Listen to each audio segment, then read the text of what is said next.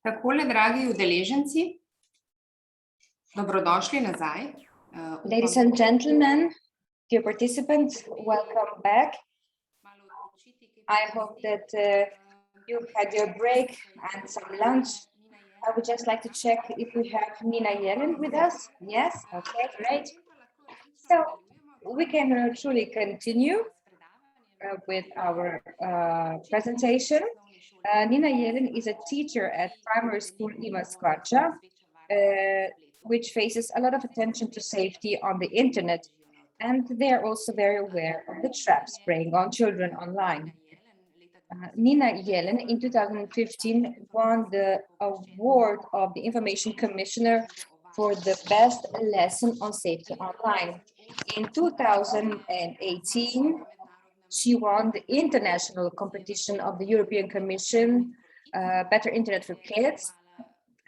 She was competing against other teachers in the field of educating children about safety. And she also published a children's book about safety. And she was also selected as the best teacher in primary school of Slovenia. And she also works for a children's magazine, advising children on their problems, often also online. And we're truly very pleased to be able to hear from her. She will be talking about a journey into the virtual world, which is based on her practical experience with her work with children. Mrs. Nina, the floor is yours. Thank you very much for such a kind introduction. A warm welcome to everyone. I just had a sporting event with my kids, so I'm ready for action. I'm Nina Jelen. For 10 years, I was teaching at a school in Potkum, whereas now I am for my third year in the row in the current school. And so I think that now you can have a really a long conversation with children about safety online. In the last year, when I published or posted on social network that we were playing Minecraft at school, we had different reactions. Some parents, not the parents of my children, but parents in general, wrote that how great that we were talking about Minecraft. Whereas we had quite a lot of comments, why didn't we spend our time outside instead? So I think that technology is still at the same level that reading was in the past, when children were criticized. Why were you reading instead of working on the field? But I think that if you have a good teacher, I think that technology can really work wonders for children. And you can equip children to things that we weren't able to do when we were children. But of course, you need to also take into consideration that you not only use the technology, but that also children have to be ready for safety on the internet. And if a teacher uses these tools at school, he really has the best opportunity to speak to children about it. I started dealing with internet safety around 2013. The reason for this was that I knew a girl who took a naked picture of herself. She sent the picture to her boyfriend, and after that, the entire city or entire region had her photo. I wasn't really connected to that girl. And I remember thinking, if this picture came to my computer, where did this picture travel to, and how did that girl feel? The fact is that the kids are not aware of the internet. They do not know how to act on the internet if we don't talk to them. They're not aware of the consequences. The net is very attractive to them because they gain their identity there, but they aren't really aware about how broad the internet is. In my work at schools, I can see that there is a rise in cyberbullying. I had an example where one girl fought with another one, and then she took revenge by editing one of the other girl's pictures and sent it to her friends. So you really need to talk to children about this so that such events would decrease. In the same way that we teach them about traffic, we are talking about traffic all the time because it is such an important topic. How should they go to school? Which are the dangerous points on the road that they need to walk on the pavement? And we should, I think, use the same enthusiasm to teach children about the internet. I will now share my screen.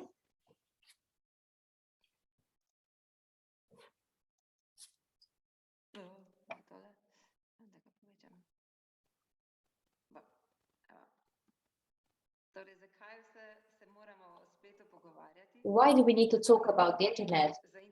Because there are no more small places for the internet. I used to teach at a really small school in a village, but all children there were already users of the YouTube. They played games online. So I don't think that we can say anymore that if you live in a village, you do not go on the internet, and that there is no abuse and no danger. This is, of course, completely untrue. All the villages, all the small corners of the world have the internet, and children become knowledgeable about the internet much faster than the adults. So it is very useful that you talk to them even before they get their own telephone or mobile. Personally, when a child knows how to find music online or a game, when they can talk to another person during a video game, then you need to talk to him about it.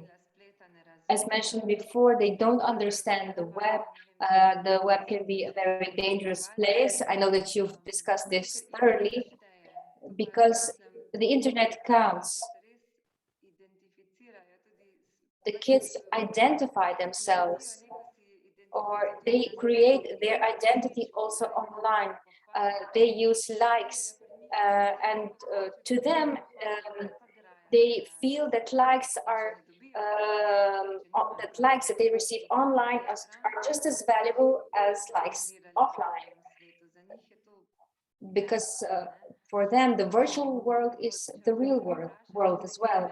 If you ask them what is your biggest fear, they say that to be dishonored online. And that is why we are all involved, the parents, the children, school. I think that parents and children really need to get connected here, to attend many such events such as today's, to get to know the World Wide Web. To me, I think it is the best for us to explore the internet ourselves. Even if you have an adult who is not interested in the internet, they don't have the internet, they don't want to have an account. I think that in all honesty, if you teach a child or if you have a child, even if this is not for you, if that's not your thing, you need to explore it. You need to get acquainted with it. Personally, I have a TikTok account and I do take a look at it. But my students are very active users of TikTok. So in this way, I know what they're what they're talking about, what is the currently fashionable thing. For example, last year I stepped into a classroom and kids were dancing web dance. And this is a very provocative dance. I knew in instant what was it about, and I stopped it. If, for example, you wouldn't know what was it about, you wouldn't know how to react. And because the internet can cause addiction, maybe you can recognize yourself. Also, I do it as well. I work in front of a computer, and when I come home, I am again in front of the computer, and when I go to bed, I am in front of a screen. I think that we should also spend some time offline. So let me begin with my presentation. I will be talking about my work in my classroom. I used the following game with my youngest students in the first and second grade. When we won our competition, and then we traveled to Barcelona to present our work, the teachers there asked me, how is it that you were able to talk about the internet with such young children, because they don't have the internet? But of course, you can do it. It's untrue that they do not know what the internet is about, because young children already have their TikTok accounts.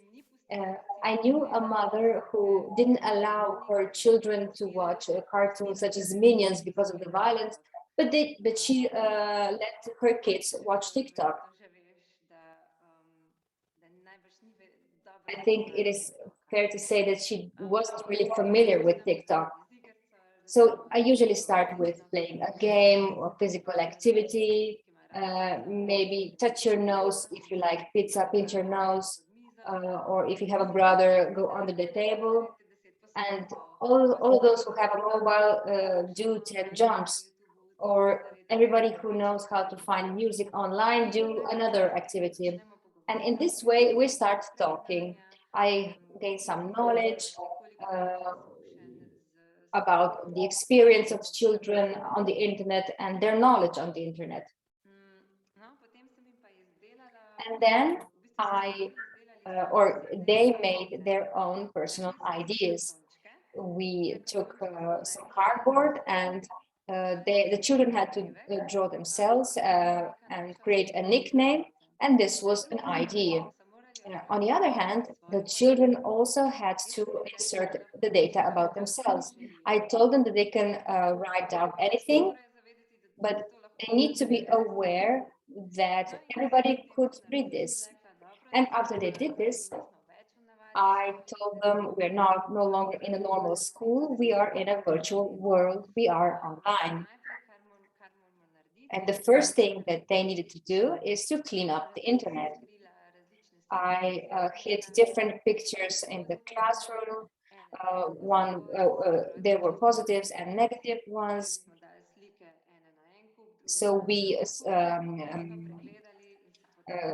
selected which pictures were positive and which were negative. We organized them into piles. And then we said that the internet can be a great combining factor because it connects all the children around the world. You can use it as a learning tools. You can have an online workshop. You can also have some teaching material in our virtual classrooms. But on the other hand, there are downsides. You can become addicted and so on and so forth. So this was an activity that I was doing in the first and second grade.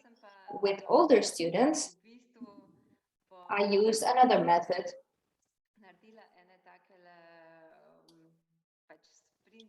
I printed out some sheets of paper with Facebook images. And I also inserted some comments below the pictures. And then I said that the children are in the chat room. And so they needed to walk across the room and think and write about their comments, about anything that appeared in their mind. And then I told them to start a conversation. And I also had to tell children that I would not reveal the content of these conversations to their parents. And the children also had to have their own nicknames. So during this exercise, the kids were walking across the classroom, and these are the rules: no conversation allowed. We have to use pens. We have to use nicknames. You can write anything you want. I will not be checking who wrote what. I will not be doing any research, and I will also not get angry if something inappropriate is written. And I will also not show these to the parents. Why? Because I wanted to create a situation in which children would feel good, would be able to manage. And children had nicknames so that they could hide. And I was really interested into what would happen if children were allowed such freedom. After this exercise, we had some group work in these chat rooms, and children had to describe their thoughts, everything that came to their minds. I have to admit that I was quite shocked on that day because they really were let loose. But I think this was a good indication of a situation where children were online without any kind of borders.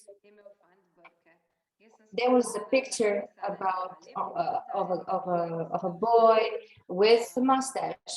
I already inserted some positive remarks about how beautiful the boy was, but I also inserted a negative one. You really look so bad. So the children really were creative. They wrote some really nasty things. And we use that as a starting point for our discussion later on. These kids also had to fill in their IDs to enter the virtual world. This is an example of such an idea. You can see the questions, nickname, name and surname, birthday, address, school, where do I like to hang out, what were the extracurricular activities, the favorite music, hobbies, and phone number. I also told them that their information would be seen by everybody on the world, so that they should pay attention to the content. So the result was that they wrote everything. I think I only had one student who didn't want to fill in the ID with her personal data, but her other students wrote about everything. I also inserted a password for the email. And children also wanted to include their email, but that was not possible. I did the same exercise after 2 years time with the same students, and they also, after these 2 years, were very generous with their data, even though other people could make use or exploit their data. So in 2 years' time, these same children forgot about everything that they learned 2 years previously. So this goes to show that you really need to repeat this valuable information so that children become really aware of them. I also ask my children, or tell my children to raise their hands if they would open their doors to their houses, and they don't raise their hand. Who would walk across the park and share their photos? Who would walk across the park and meet a man they knew and give them their phone number? Nobody rose their hand. When I ask them who has a profile on a social network, who has their photo on the social network, who shares their personal information, let's say phone number or the date of birth or the name of school. Do they say what they want, what they like to do? Then a couple of hands were already in the air. Excuse me, I just need to cough. This is because of our sporting day event. On the left side of the screen, you can see some of the videos that we saw in our classroom. They're very useful. Whereas Klaus, for example, is very famous, and it was all around Facebook when there is a mother opening the door, letting her child in.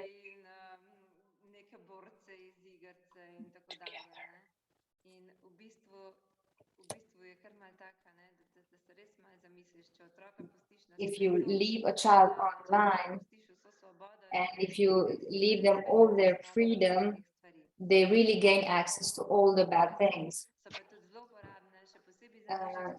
Then you also have other videos, such as Say No, but these are very useful for younger children, but I can tell you from my experience that also older children like to watch these videos because they are very, very insightful. Okay.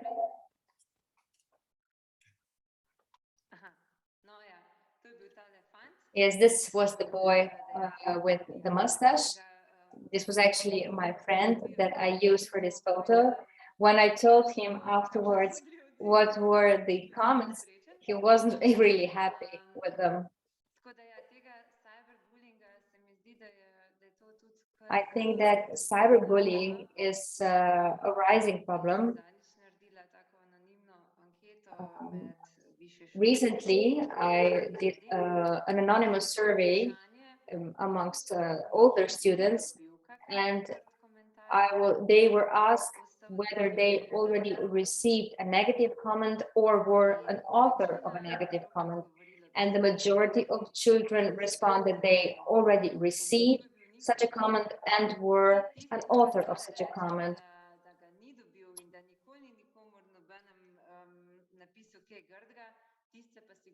I think that a person who would say that they never received such a comment or never produced one would be lying. I was quite shocked about these results because if the kids already think that this is something normal, that we as a society have entered into some really strange dimensions, I think that we need to ask ourselves what we will do about this. Because you know that when you go on a social network, you can really read some horrible, horrible comments, and you can see quite a lot of evil thoughts. But the children are also the users of this, and they read this, and it is quite natural that eventually they take such comments as something normal. So we need to work with them. We need to teach them that you have to be kind also online. If you would not go to a friend and tell them to go and break his face, you shouldn't write that online.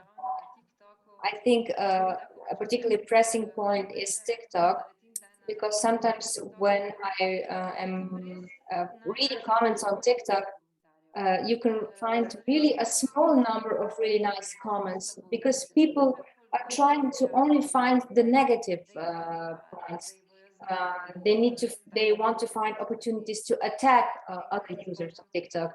I remember this instance when there was a girl on TikTok, and it was obvious that this was a special needs girl, and she made a video of herself. She was singing and dancing, but below her post there were comments that I cannot imagine how someone thought about them, because someone wrote that she should kill herself, that she should throw herself off the bridge. So after that, the girl left TikTok. And I often tell this story to my children, to my students, and I try to use this example, and it always comes as a shock to them. Whenever I talk to my students, they say that they would never do such a thing or write such a thing, and that cyberbullying is something really obnoxious. But after a couple of years, things change. So I think we all need to try very hard to reduce this cyberbullying as much as possible.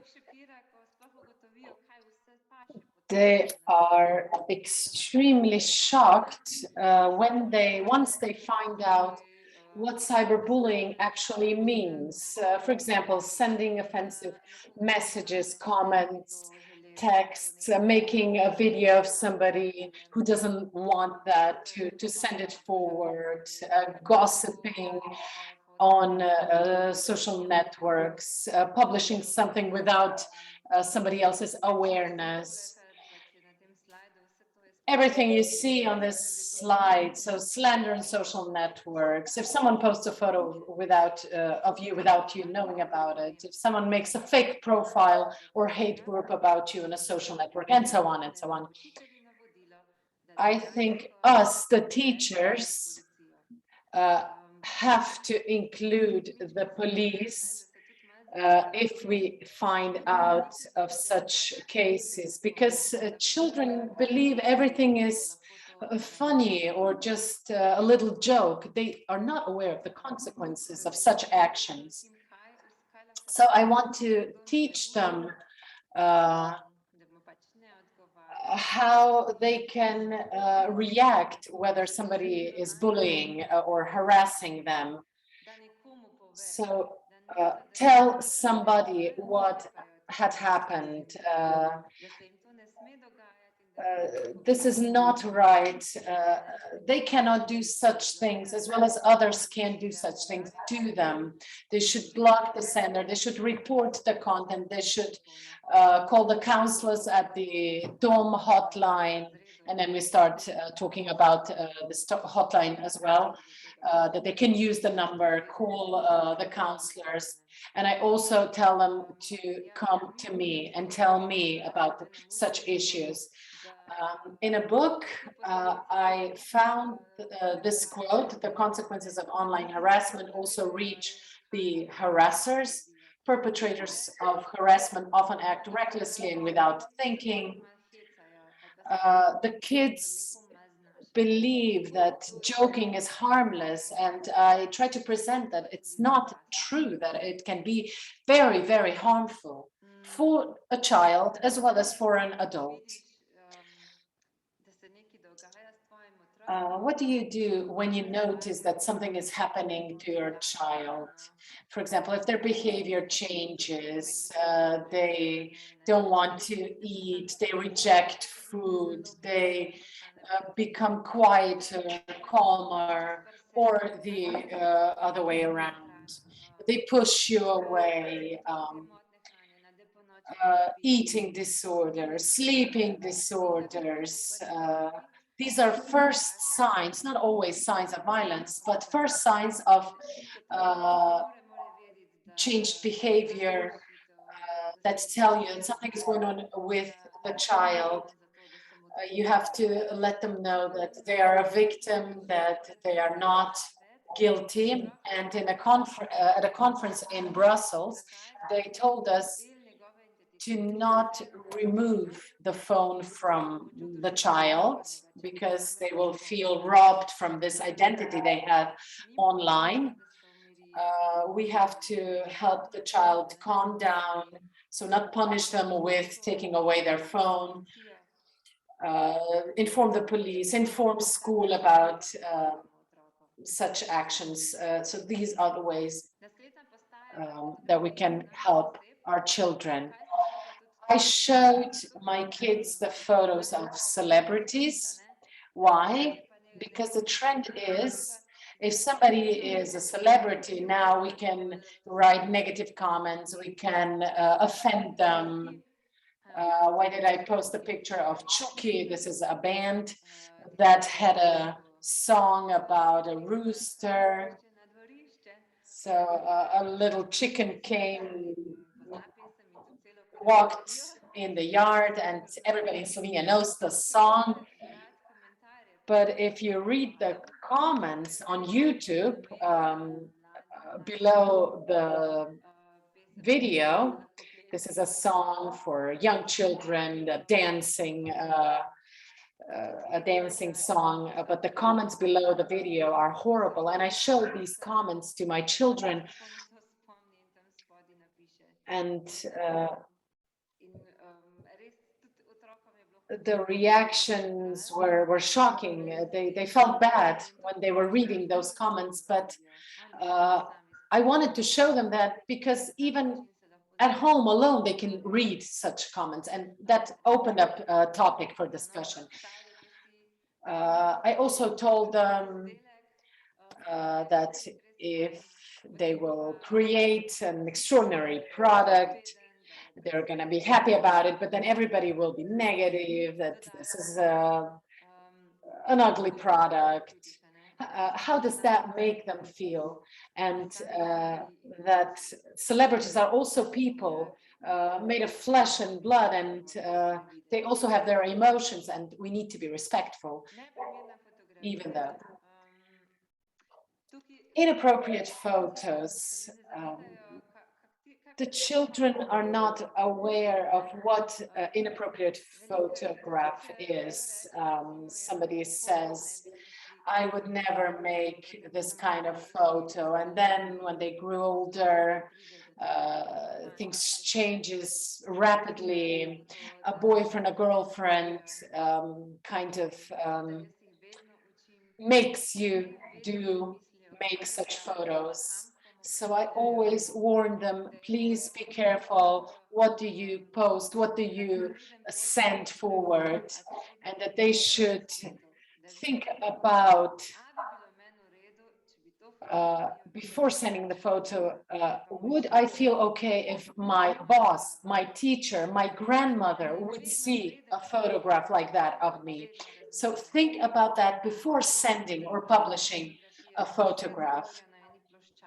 For example, would I feel great if in the middle of Zagoria, this photograph of myself would be published publicly? And this is a way to decide whether a photograph is appropriate or inappropriate. I asked older students if they would respond on an invitation, if somebody would write something nice about them and then invite them somewhere to meet up. A lot of them said yes. If somebody would chat with them for a long time, they would have a good feeling, they would trust a person, and see also their picture, then they would be inclined to say yes to such a meeting. They are not aware how wide the web is, and that the person behind the screen can be somebody completely different. And the video, The Dangers of Social Media, has been quite popular. It is showing an experiment of teenage girls that were invited to a date through a fake profile. So they were talking with these teenage girls for a few days, and many times the parents were convinced that their daughter will decline such an invitation. But in the majority of cases, examples, they actually confirmed and accepted the invitation. They met up with a stranger, not only in a public place, but they went to their homes, they sat in their car. And even if we think that our kids are aware of the dangers, that they would never do such things, the emotions led them to do things we would never hope for. And we think that only TikTok, social networks, messengers are places where these strangers are hidden, but there are also predators present in the video games environment, Snapchats. Whenever there is room to communicate with the other. For example, Among Us game was one example when afterwards they introduced stricter rules. So kids could not communicate directly, but they needed, they now need certain authorization. And they also limited the words that they can use in the chats. Online challenges is yet another topic we need to discuss with our children, with young people. You know that teenagers or even later, at the age of 20, the brain fully develops. So children are in this age group are very courageous. They somebody says jump from the wall, from a high wall, and they're going to do it. And the online challenges are a kind of trap for them. I listened to a radio show that there's a new challenge on TikTok where you steal something from the teacher in the classroom, and then the teacher tries to find this thing, but you are the winner because you have succeeded. And another example from the US, that all toilets were clogged because of a certain online challenge. But there are also deadly online challenges. For example, I asked them, are you up for an online challenge? And they were very inclined to do something brave or something. For example, you can see on the photo to wrap yourself in tape.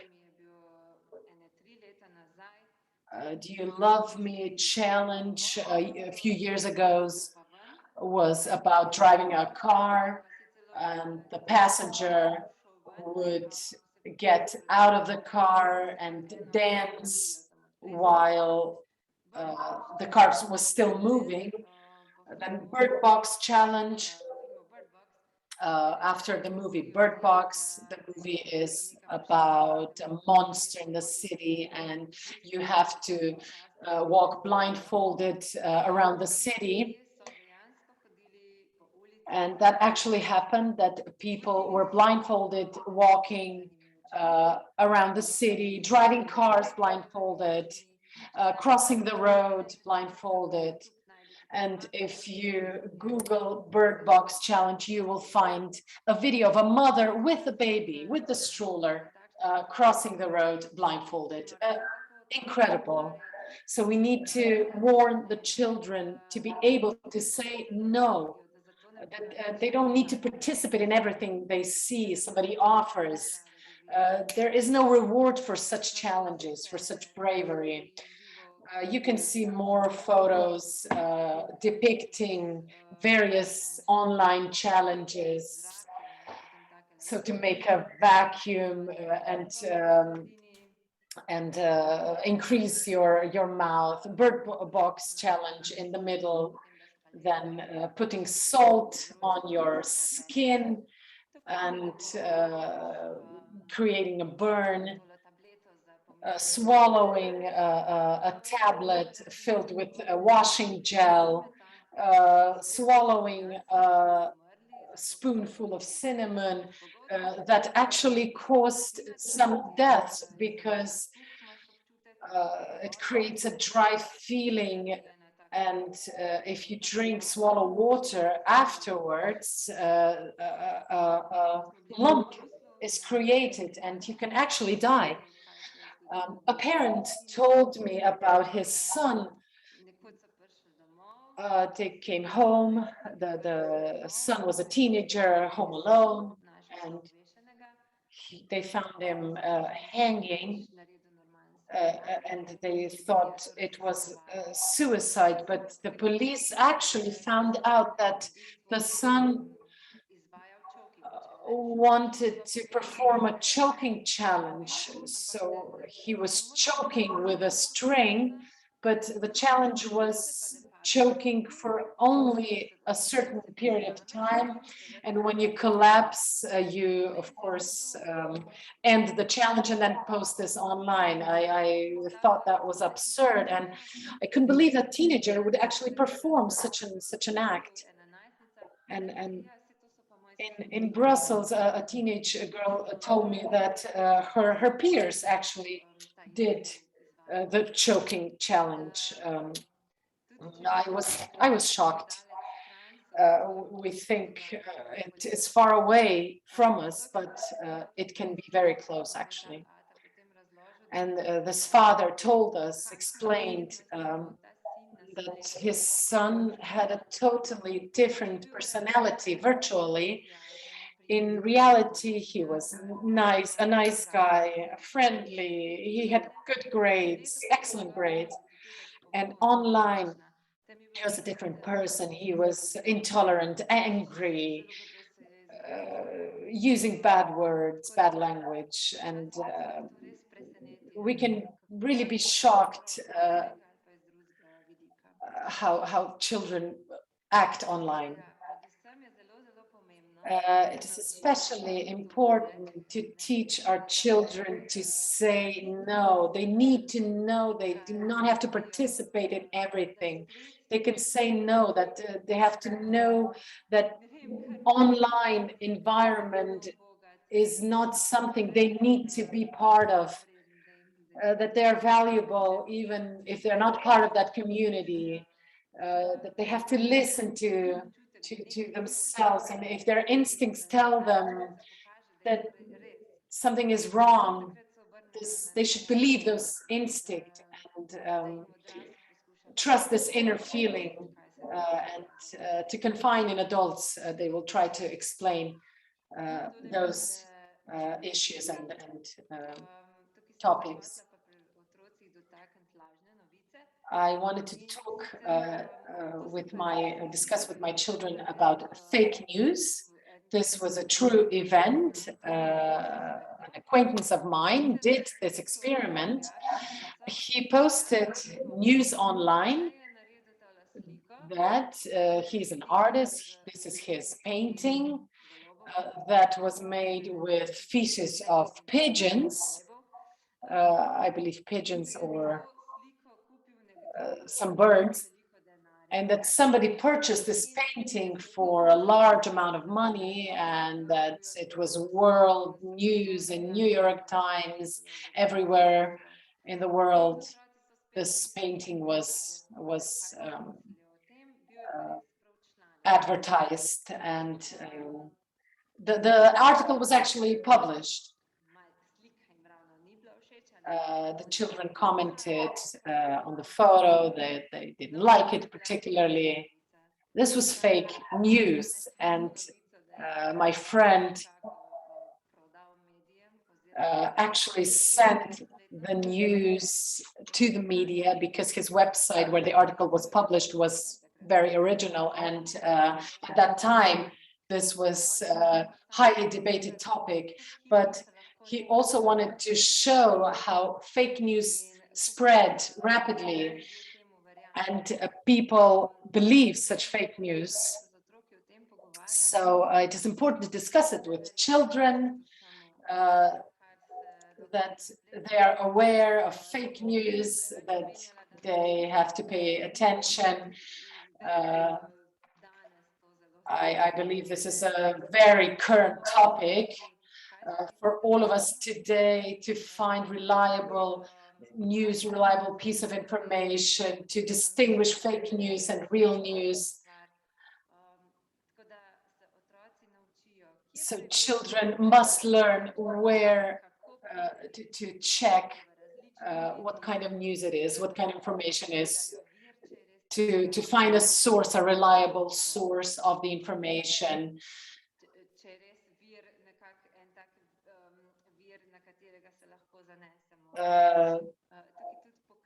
Also, I show them penguins that were published on BBC, how the penguins were flying, but it wasn't BBC, it was fake news.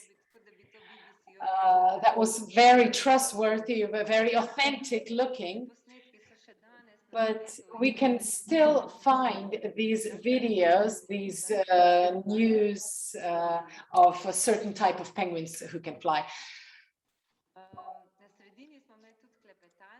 I also used chat rooms. They were able to chat amongst each other, and they wrote,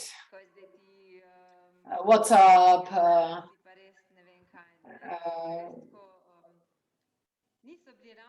They weren't very friendly in the chat room, and that opened a discussion about respectful communication. We have to be respectful to our friends, to people we know well, live and online. So if we are friendly to them in the classroom, we have to be friendly online. The same rules apply in the virtual world. Sometimes I ask them if they are addicted to the internet. They all reply no. However, many times I find out later that somebody is very attracted to the internet. I ask them, what is the first thing you do in the morning? Do you look at your phone? Do you eat breakfast? Do you put on your clothes? How much time do we spend online, and so on? I ask them if they are looking at their phones while eating. Do they ever turn off the phones? I mean, this applies to everybody, even the adults. We can quickly realize how much time we spend online. So it is good to use the control application to measure our time. And I can only advise you to turn off the phones while on vacation, for example. I tell my children that extreme use of internet, of phones, devices can have an impact on our mental health, psychological health. And it creates the comparison to other people, photographs of us and other people. We have this delusional belief that everybody is enjoying their lives, spending a lot of time on holidays, and we discuss a lot about it.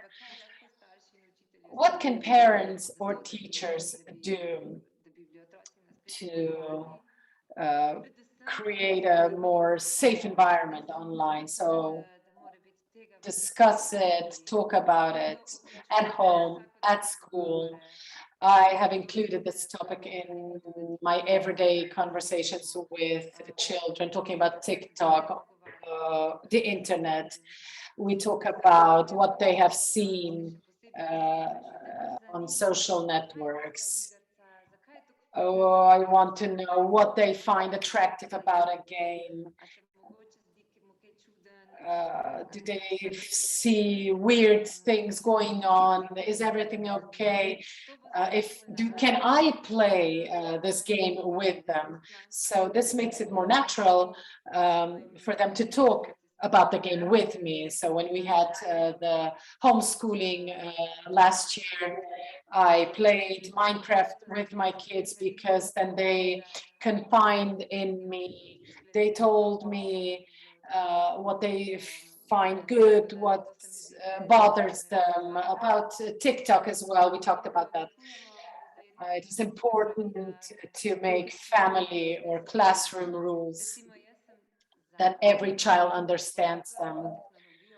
I am for technology. We use technology in the classroom. The kids can use smartphones in the classroom, their smartphones, but we have strict rules about what they can visit, what they cannot do, must not do. So I am cautious, I am very strict of the fact that children need to follow the rules.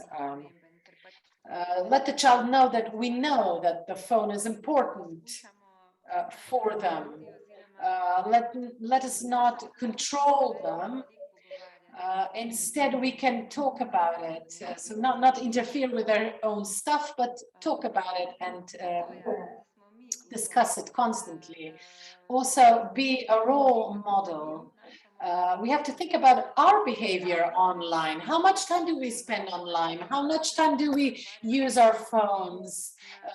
Do we expect the children to talk to each other, and then at the same time we are hanging on the phone and are not present, are not present in the conversation. So the kids see what we write, how we comment.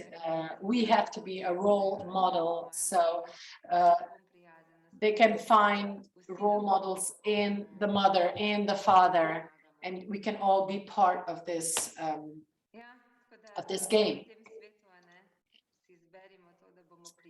In a world where you can be anything, be kind.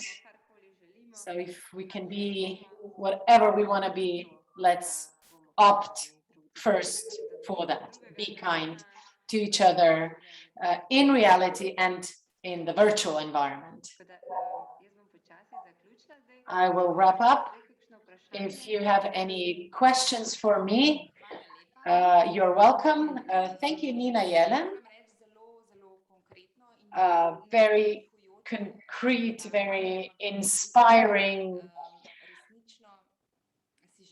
Thank you for your presentation. We wish, we can only hope for having more teachers like yourself, teachers who understand that the internet is part of our lives, part of the kids' lives. We cannot take it away from them. They will not listen to us anymore if we will take that part of their lives away from them. I have a question for you. Where do you get inspiration? Where do you gather ideas to start discussions? So you are a teacher for kids from the age of 6 to 11. This is the first part of the primary school. So where does your inspiration come from? I get inspired by my children, by my students. When I talk to them, I get a lot of ideas, and if I can manage to come close to them, if I can use the things they use, then I will be closer. I'm very interested in all the novelties. I read about it, I talk about it. I have many ideas on how to approach such issues, and the kids appreciate that. If I know a trend, if I'm familiar with things they like, if we learn or I teach them a choreography that I found online, I am closer to them and they trust me. Yes, correct, I agree. There is a comment they complimented on your lecture, and they are asking, they are aware that the parents need to be educated, aware, not just the parents, also grandparents, because sometimes the adults have more problems with recognizing threats and also consequently resolving the threats and issues. Correct. I will stop sharing my screen. So initially, when I explored these topics, I received a response from adults. They said, I'm not going to deal with this. I'm not interested in virtual environments, social networks. I don't want to know about trends.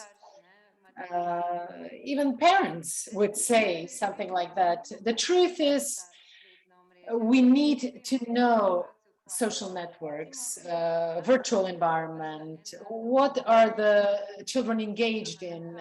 Last year, So I would come home, lay on the couch, I would scroll TikTok, and there I found a video of a young man who committed suicide. He invited people to live streaming, so a live event, and then he shot himself in the head. The video was all around TikTok. I scrolled of TikTok, saw discussions commenting about this very video. And even when they removed the video, it kept appearing, and they would try to hide, camouflage the video in something else. And that week, I was so shocked. I was so horrified. I was thinking about a 10-year-old student, 11-year-old student who would come across such a video, and I informed the parents about this video. I informed them they should not go on TikTok. They should be aware of what is being shown there. So you have to know the issues if you want to help the children. Absolutely. So if we want to participate, if we want to have a preventive role, if we want to react on certain events, we need to be aware of those events to be able to react promptly, to react accordingly. One more thing. Some of your materials, preparations for classes are available online. Where can we find them? Somebody who wants to use your approach, where can they find your materials? You can contact me directly. The publication Strički za davnimi grički. You can download the materials directly from the publisher's site. I just want to add one more thing. The students preparing classes or trainings, seminars for other students turned out to be a very beneficial thing. So older students for younger students, we're doing this experiment because it makes a great difference if an older fellow student prepares a seminar than in comparison the teacher lecturing children. This is something extremely useful. So to include older peers, that may be the idols, role models of younger students, right? Yes, correct. I agree. Thank you very much for your contribution, for your lecture. We were very happy to have you here. And let's hope to collaborate in the future again. Thank you very much. Thank you that I was able to be a part of this.